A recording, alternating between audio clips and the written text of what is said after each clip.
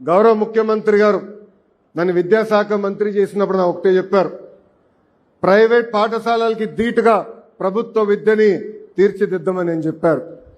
అందుకే మీరు చూస్తే ఎప్పుడు లేని విధంగా ఈరోజు అద్భుతమైన యూనిఫామ్లు మీకు అందజేశాం, పుస్తకాలు ఇచ్చాం. ప్రైవేట్ సంస్థకి ధీటుగా ఈరోజు మీకు బ్యాగులు కూడా ప్రభుత్వం అందజేసింది, షూలు కానీ ఇవన్నీ కూడా ప్రభుత్వం అందజేసింది. ఇక్కడున్న తల్లిదండ్రులు ఒక్కసారి ఆలోచించమని కోరుతున్నా. గతంలో యూనిఫామ్లు ఇచ్చారు, నాణ్యత ఉండేది కాదు. ఈరోజు మేము ఇచ్చిన యూనిఫామ్ అన్ని స్టడీ చేసి కొంచెం బయట ఎండగా ఉన్నా కూడా పిల్లలకి ఇబ్బంది ఉండకూడదు, ఎక్కువ చవంట పట్టకూడదని అద్భుతమైన ఫ్యాబ్రిక్ కూడా తెస్తాం జరిగింది. ఇంతేకాకుండా ప్రభుత్వ పాఠశాల అద్భుతమైన ఉపాధ్యాయులు ఉన్నారు.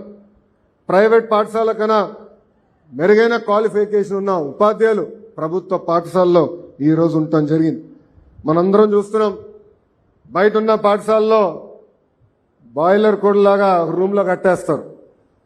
కానీ ప్రభుత్వ పాఠశాలలో ఈరోజు మీరు చూస్తే ఆటలు పాటలు యోగా కూడా నేర్పించాలనే నిర్ణయం మన ప్రభుత్వం తీసుకుంది.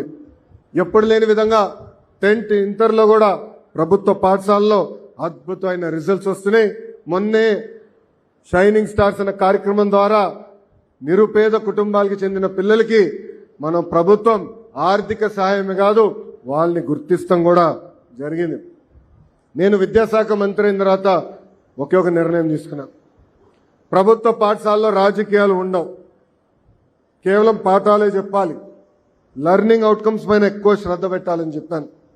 అందుకే మీరు చూస్తే మేము ఇచ్చిన పుస్తకాల్లో కానివ్వండి, బెల్ట్లో కానివ్వండి, బ్యాగ్ పైన కానివ్వండి గౌరవ ముఖ్యమంత్రి గారి ఫోటో లేదు. రాజకీయ పార్టీల రంగులు లేవు. రాజకీయాల గేట్ బయటనే, పాఠశాల లోపల అడుగు పెట్టేదానికి లేదని మేము నిర్ణయం తీసుకుంటాం జరిగింది.